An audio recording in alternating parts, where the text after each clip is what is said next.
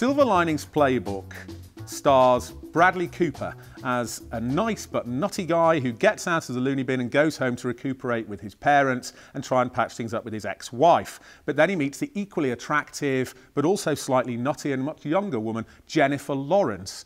And together they sort of knock sparks off each other, and she persuades him to engage in a deal where they'll do a dancing competition together. So love conquers all, dancing conquers all. You get the idea. Now, if you don't like the fact that I'm saying nutty and loony bin, it sounds very old-fashioned and borderline offensive. That's how I felt this movie treated mental health problems. I felt it sort of skimmed over the surface of what was a very serious subject matter to create a quite light and frothy entertainment. I didn't find it that entertaining. It was all a bit, look at these sexy people and their kooky problems. I think that's the more serious issues involved in this film. It seems very targeted at Oscars. I think it's going to fall short because I think fundamentally Silver Linings Playbook is really quite lightweight and all too predictable.